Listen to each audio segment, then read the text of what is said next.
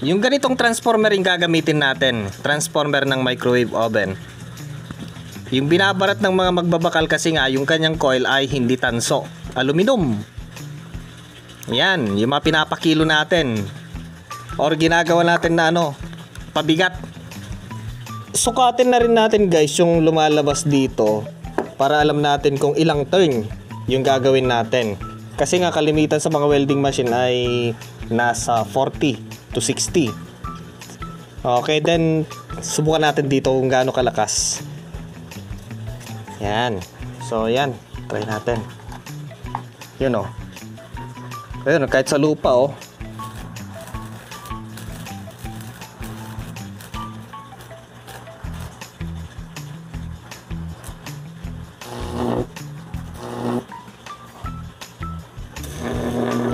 yung lakas.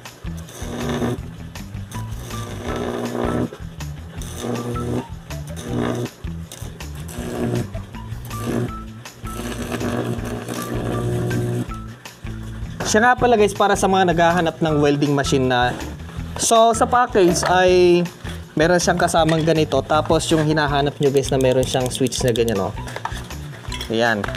Ito guys ay 3-in-1. Meron na siyang kasamang ganito, mga consumable, tapos yung pang MMA or stick welding.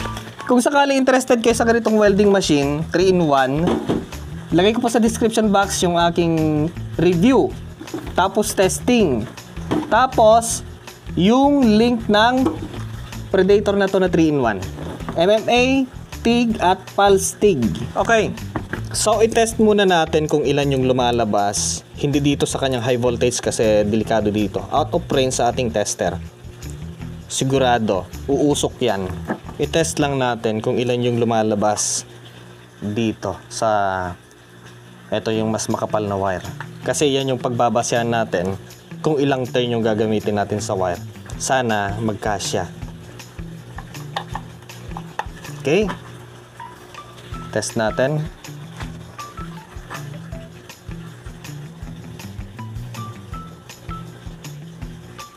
Nasa 3.3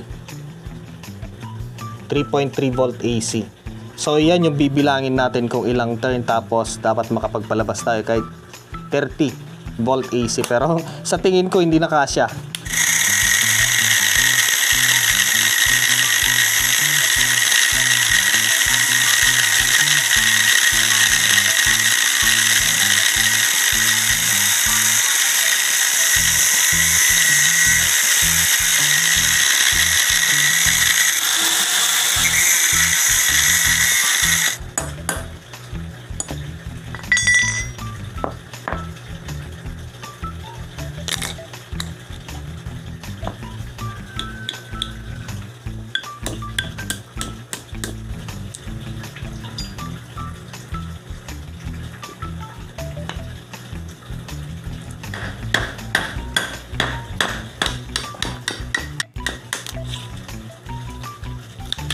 Ito ay 1, 2, 3, 4. Yung 3.3, 4 turn. So mahaba-haba rin siya. Okay, pero subukan pa rin natin. Huwag tayong mawala ng pag-asa. Yan. So ito lang yung kailangan natin. Tapos ito. Then yan.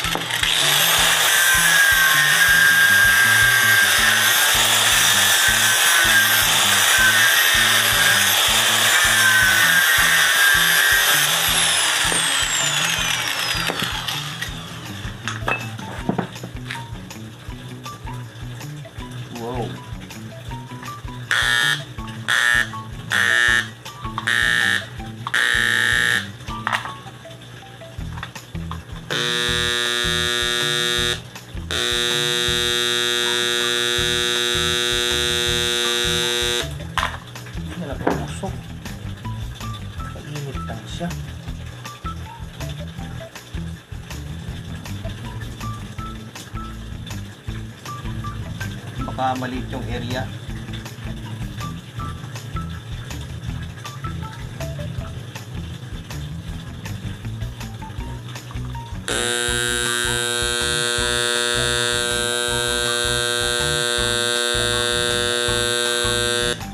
Yun, may konting umusok. Check natin yung kanyang primary. So hindi mainit yung primary, pero itong secondary halos usok na siya. Ulit. Yan o. Usok na.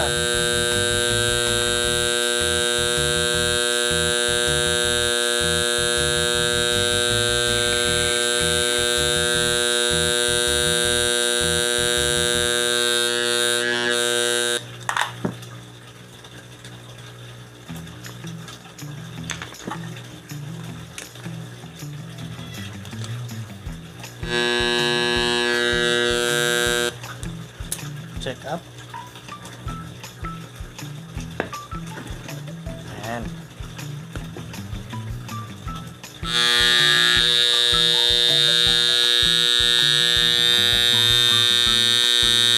Oh, lakas.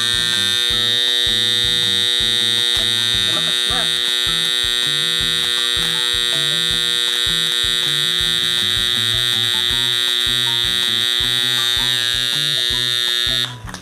Okay, malakas. Eto, number 8. Ito yung try natin kung pwede. Tapos habaan na natin kasi nga yun yung magiging output niya sa ating electrode.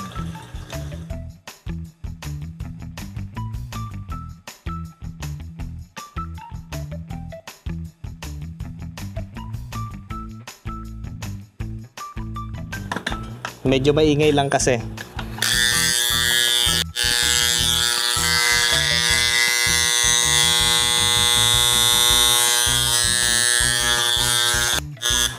.2 lang. Pero malamang siguro kung may welding to ng final, maganda, malakas. Malakas yung ingay. Hindi naman. Wala siyang ingay. Okay, so i-test muna natin. Subukan natin kung pwedeng pang welding yung 4.2 volt. Okay. Final test.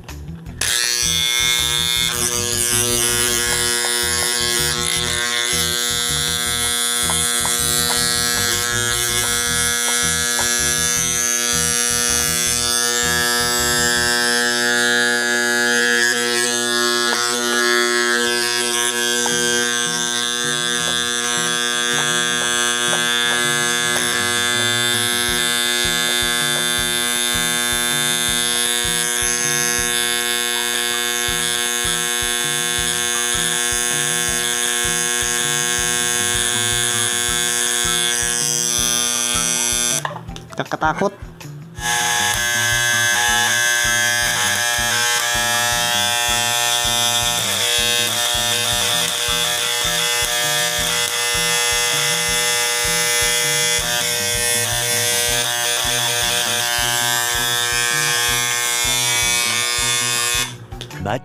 Much later. Sana kahit papaano makapag-harvest tayo dito ng kahit na 20 volt. Pwede na yun.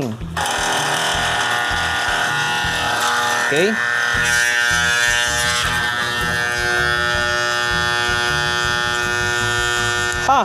Nasa 5 volt lang.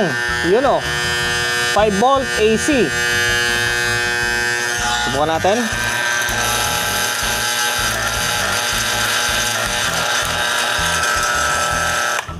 Okay, try natin na pang welding kung pwede.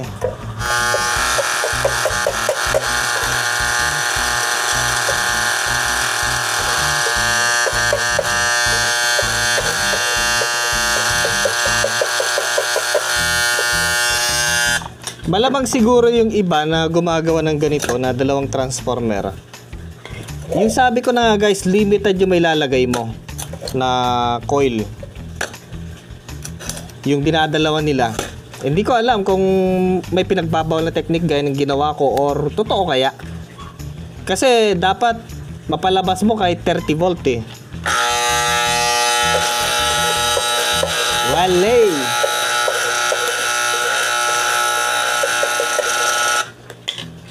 Tapos madali siyang uminit. Madali siya uminit. So tanggalin na natin. Wala tayong mapapala dito.